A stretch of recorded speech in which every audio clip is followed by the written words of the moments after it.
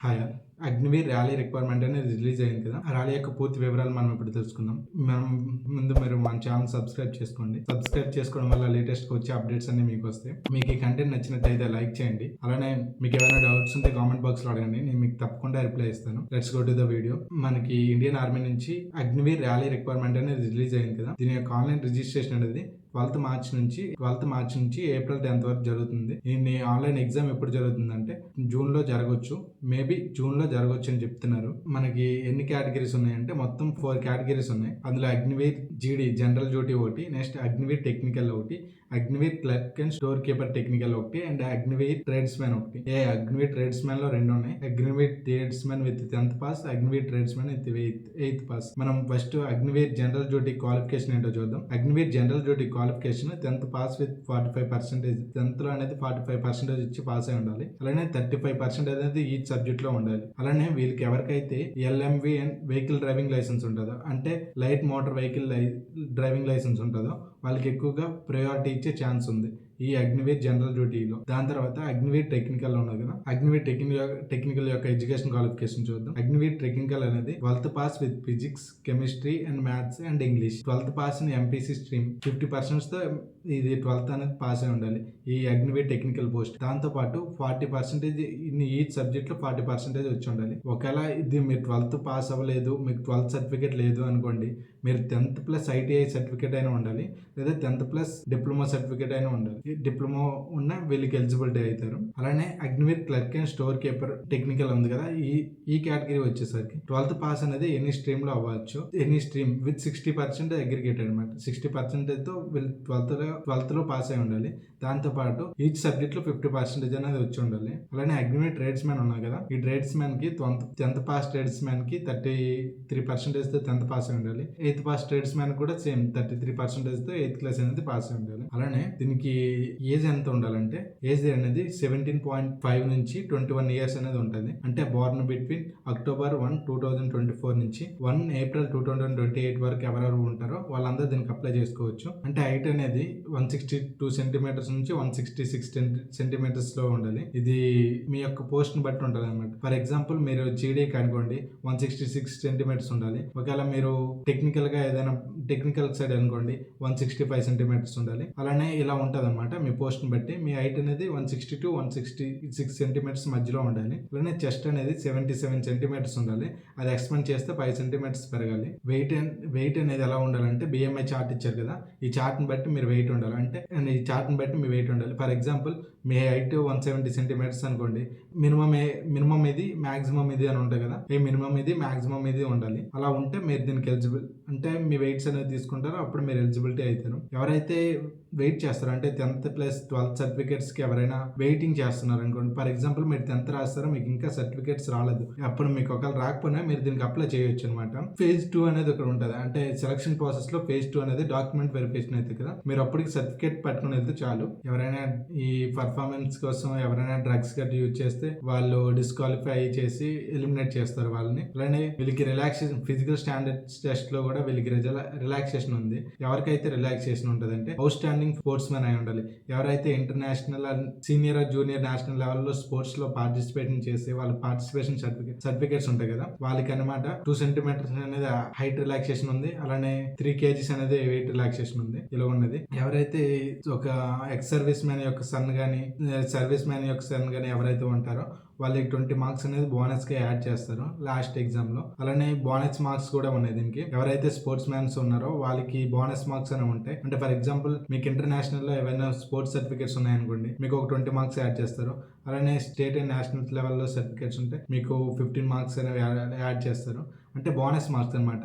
Last మీ ప్రతిదీ మీరు marks తో క్యాలిక్యులేట్ చేస్తారు కదా, ఫైనల్ అనేది మీకు ఈ మార్క్స్ అనేవి యాడ్ చేస్తారు అనమాట. దీన్నే బోనస్ మార్క్స్ అంటారు. దీనికి మీరు ఎడ్యుకేషన్ క్వాలిఫికేషన్ బట్టి కూడా మీకు ఈ మార్క్స్ అనేవి ఉన్నాయి. ఫర్ ఎగ్జాంపుల్ మీరు 10th ప్లస్ ఐటీఐ ఎవరు చేశారో వాళ్ళు కూడా బోనస్ మార్క్స్ కింద చూసాం కదా, అలా బోనస్ మార్క్స్ అనేవి ఉన్నాయి అనమాట. అగ్నివీర్ టెక్నికల్ కి ఎవరైనా అప్లై చేశారనుకో విత్ ఐటీఐ అండ్ డిప్లొమా ఎవరికైతే ఉంటుందో వాళ్ళకి 50 మార్క్స్ అనేది బోనస్ చేస్తారు అనమాట. లాస్ట్ లో 50 మార్క్స్ ప్లస్ చేస్తారనమాట. అలానే ఎన్సీసీ ఉన్న వాళ్ళకి కూడా, ఎన్సీసీ సర్టిఫికేట్ ఉన్న వాళ్ళకి కూడా certificate A certificate, B certificate, C certificate ఉంటాయి కదా, ఆ సి సర్టిఫికేట్స్ బట్టి దానికి మార్క్స్ అనేవి బోనస్ మార్క్స్ అనేవి యాడ్ చేస్తారు.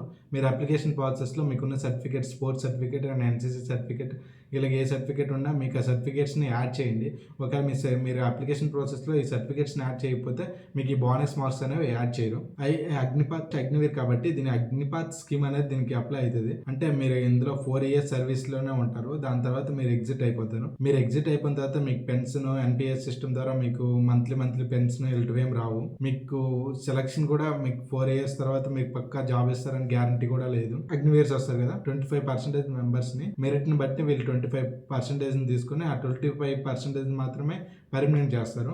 మిగతా 75% ని మీకు కొంత అమౌంట్ అనేది ఇచ్చేసి మీరు ఎగ్జిట్ అయిపోతారు. మీరు ఎగ్జిట్ అయిపోయిన తర్వాత మీకు ఎక్స్ సర్వీస్ మ్యాన్ అవుతారు అనుకుంటారు. ఫర్ ఎగ్జాంపుల్ మీరు ఇన్ని ఇయర్స్ వర్క్ చేస్తారు కాబట్టి మీకు సర్వీస్ మ్యాన్ అనేది ఇస్తారు అనుకుంటారు. ఎక్స్ సర్వీస్ మ్యాన్ అవుతారు అనుకుంటారు. బట్ మీరు ఇది నో ఎక్స్ సర్వీస్ మ్యాన్ అనమాట. మీరు ఎవరైతే ఇందులో వర్క్ చేస్తారో మీరు ఎక్స్ సర్వీస్ మ్యాన్ కింద రారు. మీకు ఫస్ట్ ఇయర్ అనేది 30,000 ఇస్తారు. మీకు ఇందులో అన్ని ఇన్ హ్యాండ్ వచ్చేసరికి 21,000 ఇలా వస్తాయి. మీకు అలా పెరుగుతూ వస్తుంది అనమాట శాలరీ. 4th year వచ్చేసరికి 38,000 per month ఇలా వస్తుంది. అలా లాస్ట్ లో మీరు ఎగ్జిట్ అయ్యే ముందు సేవానిధి ప్యాకేజ్ అని 10,04,000 అనేది మీ ఇన్ హ్యాండ్ ఇస్తారనమాట. దీనికి వితౌట్ ఇంట్రెస్ట్ అనమాట. మీకు దీనికి ఇంట్రెస్ట్ కూడా ప్లస్ చేసి ఇస్తారు. అలానే మీరు సర్వీస్ లో ఉన్నప్పుడు అనమాట మీకు ఇన్సూరెన్స్ కవరేజ్ ఉంటుంది అనమాట. మీరు సర్వీస్ లో మీకు ఏదేమైనా అయితే 48 lakhs అనేది ఇన్సూరెన్స్ అనేది ఉంటుంది. మీరు ఈ సర్వీస్లో అంటే 4 years సర్వీస్లో ఉంటారు కదా, ఈ 4 years సర్వీస్లో మీరు మ్యారేజ్ చేసుకోవడానికి వీలు ఉండదు. ఒకవేళ మీరు మ్యారేజ్ చేసుకుంటారంటే ఈ సర్వీస్ నుంచి మీరు ఎగ్జిట్ అయిపోవాలి. ఒకవేళ ఈ అగ్నివీర్లో ఉండేటప్పుడు మేము మ్యారేజ్ చేసుకోవడానికి అవ్వదు. ఎవరైనా మ్యారేజ్ ఉన్న వాళ్ళు అప్లై చేయడానికి కూడా అవ్వదు. ఈ 4 years అనేది మీరు మ్యారేజ్ చేసుకోవడానికి అవ్వదు. నెక్స్ట్ రిక్వైర్మెంట్ ప్రాసెస్ ఎలా ఉంటుంది అనుకో, phase 1 phase 2 అంటే phase 2లో డాక్యుమెంట్ వెరిఫికేషన్స్ ఉంటుంది. phase 1లో మాత్రం PET test, examination, PST test ఇవన్నీ మనకు phase 1 లో ఉంటాయి. ఫస్ట్ సెలక్షన్ ప్రాసెస్ లో ఫస్ట్ ఎగ్జామ్ ఉంటుంది కదా, ఆఫ్లైన్ కి వెళ్ళి రాయాలి. బట్ ఎగ్జామ్ అనేది ఆన్లైన్ లో ఉంటుంది అనమాట. మొత్తం MCQ క్వశ్చన్స్ ఉంటాయి. 50 to 100 క్వశ్చన్స్ అనేవి ఉంటాయి. ఇవన్నీ మల్టిపుల్ లాంగ్వేజ్ లో కూడా ఉంటాయి. మీరు ఒకవేళ తెలుగు అంటే తెలుగులో ఎగ్జామ్ పెట్టుకోవచ్చు, ఇంగ్లీష్ అంటే ఇంగ్లీష్ లో ఎగ్జామ్ పెట్టుకోవచ్చు, కన్నడ, మలయాళం, ఇలా ఉర్దూ మీకు ఏది కావాలంటే ఆ లాంగ్వేజ్ లో మీరు ఎగ్జామ్ సెలెక్ట్ చేసుకుని అందులో ఎగ్జామ్ రాయొచ్చు. ఎగ్జామ్ అంటే ఆ క్వశ్చన్స్ అనేవి ఎగ్జామ్ లో ఇస్తారు, మల్టిపుల్ చాయిస్ క్వశ్చన్స్ కాబట్టి మీకు నచ్చిన ఆన్సర్స్ మీరు టిక్ చేసుకోవచ్చు. దాని తర్వాత మీకు ఎగ్జామ్ లో క్వాలిఫై అయ్యే వారికి టెస్ట్ లో పాస్ అయ్యి ప్రొసీడ్ అయితేనే నెక్స్ట్ మీరు డాక్యుమెంట్ వెరిఫికేషన్ చేస్తారు. నెక్స్ట్ డాక్యుమెంట్ వెరిఫికేషన్ రిక్వైర్డ్ ఏంటంటే మీ అడ్మిట్ కార్డు పక్క ఉంటుంది కదా, మీరు ఏదైతే అప్లై చేస్తారో అది అడ్మిట్ కార్డు వస్తుంది మీకు. ఆ అడ్మిట్ కార్డు ఉండాలి. అలానే ఎడ్యుకేషనల్ సర్టిఫికేట్ ఒరిజినల్ ఉండాలి. ఒరిజినల్ కాపీస్ 2 ఉండాలి. అంటే డొమెస్టియల్ అండ్ క్యాష్ సర్టిఫికేట్ ఉండాలి. అలానే పోలీస్ క్లియరెన్స్ సర్టిఫికేట్ ఉండాలి. మీ మీద కేసులు లేనట్టే పోలీస్ క్లియరెన్స్ సర్టిఫికేట్ ఉండాలి. Character certificate, school and village sarpanch నుంచి క్యారెక్టర్ సర్టిఫికేట్ ఉండాలి. అలానే అన్మ్యారీడ్ సర్టిఫికేట్ ఈజ్ మ్యాండేటరీ, ఇది పక్కా ఉండాలి. ఒకవేళ మీరు అలానే స్పోర్ట్స్ సర్టిఫికేట్, ఎన్సీసీ సర్టిఫికేట్, ఇంకా మీకు ఏ సర్టిఫికేట్లు ఉంటే ఆ సర్టిఫికేట్స్ మీరు అన్ని పెట్టుంటారు కదా, అంటే అప్లికేషన్ ప్రాసెస్ లో మీరు పెట్టుంటారు కదా, ఈ సర్టిఫికేట్లు అన్ని మీకు అవసరం అయితే పీఈటీ టెస్ట్ అని ఉంటుంది అనమాట. పీఈటీ టెస్ట్ అనేది 1.6 kilometer రన్నింగ్ ని మీరు కంప్లీట్ చేయాల్సి ఉంటుంది. 6 minutes 30 seconds లో మీరు కంప్లీట్ చేయాల్సి ఉంటుంది. ఈ కంప్లీట్ చేసే బట్టి మీకు మార్క్స్ అనేవి ఇస్తారు. మీరు అంత స్పీడ్ గా వస్తే మీకు అన్ని ఎక్కువ మార్క్స్ అనేవి ఇవ్వడం అలా జరుగుతుంది. పుల్అప్స్ కూడా సేమ్ అంతేనే. మీరు ఎన్ని మాక్సిమం పుషప్స్ 10 చేస్తే మీకు 40 మార్క్స్ ఇస్తారు.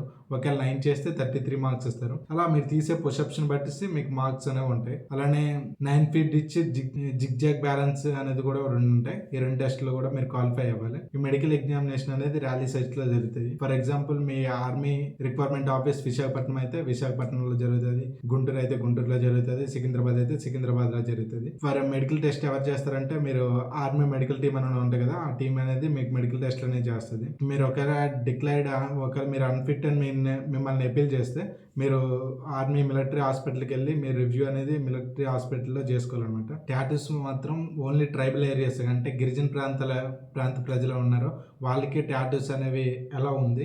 బట్ మిగతా వాళ్ళు ఎవరికి పర్మనెంట్ టాటూస్ అనేవి నాట్ అలౌడ్. ఉండొచ్చు, ఎక్కడో చిన్నది ఒకటి ఉండొచ్చు, బట్ ఇది కూడా కొంచెం లేకుండా ఉంటే మంచిది. ఒకవేళ టాటూస్ ఉన్న వాళ్ళు దీనికి డిస్క్వాలిఫై అయ్యే ఛాన్స్లు ఎక్కువగా ఉంటాయి. అలానే ఫేక్ డాక్యుమెంట్స్ ఎవరైనా పెట్టడానికి చూసినా ఇప్పుడు అంతా ఇంటర్నెట్ కాబట్టి మీ అన్ని డీటెయిల్స్ వచ్చేస్తాయి కాబట్టి మీరు కూడా డిస్క్వాలిఫై అయిపోతారు. ఒకవేళ ఏమైనా ఫేక్ సర్టిఫికేట్, ఫేక్ డాక్యుమెంట్స్ పెడదాం అనుకున్నా కాబట్టి మీరు కొంచెం స్ట్రిక్ట్ గా ఉండాలి. మీకు ఒకవేళ ర్యాలీకి, ఎగ్జామినేషన్ కి ఎక్కడికి వెళ్ళినా మీ ఫుడ్ ఫెసిలిటీస్ అన్ని మీవే చూసుకోవాలి. అక్కడ ర్యాలీ నుంచి మీ రిక్వైర్మెంట్ ర్యాలీకి వెళ్ళేటప్పుడు మీకు ఫుడ్ ఫెసిలిటీస్ ఏమి ఉండవు. మీకు అలానే travel allowance and composition injuries, మీకు ట్రావెల్ అలవెన్స్ ఉండదు. మీకు ఏ ఇంజురీ అయినా పట్టించుకోదు ఆర్మీ. మీరు ఇందులో పార్టిసిపేషన్ చేస్తారు అనేది ఓన్ మీ రిస్క్ మీద ఆధారపడి ఉంటుంది. ఇలా ఉంటది అనమాట selection process and merit list. ఇలా స్టెప్ బై స్టెప్ మీకు ఇలా ఉంటది రిక్వైర్మెంట్ ర్యాలీ అనేది. మీకు ఇందులో ఏమైనా డౌట్స్ ఉంటే కామెంట్ బాక్స్ లో అడగండి. ముందుగానే బాగా ప్రిపేర్ అవ్వండి. ఒకవేళ మీకు ఏ సర్టిఫికేట్ ఉన్నా, ఎన్సీసీ సర్టిఫికేట్ ఉన్నా, మీకు ఇంకా అనదర్ సర్టిఫికేట్స్ ఉంటాయి కదా, స్పోర్ట్స్ సర్టిఫికేట్స్ ఉన్నా, మీకు ఇంకా ఏ సర్టిఫికేట్స్ ఉన్నా పెట్టండి. ఒకవేళ మీరు 12th డిప్లొమా ఐటీఐ ఇలా మీరు ఏ క్వాలిఫికేషన్ ఉంటే హైయెస్ట్ క్వాలిఫికేషన్ పక్క పెట్టండి. జాగ్రత్తగా ఉండండి. అప్డేట్స్ ఫాలో అవుతూ ఉండండి. సబ్స్క్రైబ్ చేసుకోండి లేటెస్ట్ అప్డేట్స్ కోసం. మీకు ఈ కంటెంట్ నచ్చినట్టయితే లైక్ చేయండి. మీకు ఏమైనా డౌట్స్ ఉంటే కింద కామెంట్ చేయండి. నేను తప్పకుండా మీ కామెంట్స్ రిప్లై ఇస్తాను. మీరు ఎవరికైనా అప్లికేషన్ ప్రాసెస్ తెలుసుకోవాలనుకుంటే కింద అప్లై చేయండి. నేను అప్లికేషన్ ప్రాసెస్ కూడా చేసి ఒక వీడియో పెడతాను. That's it for today friends. Thank you.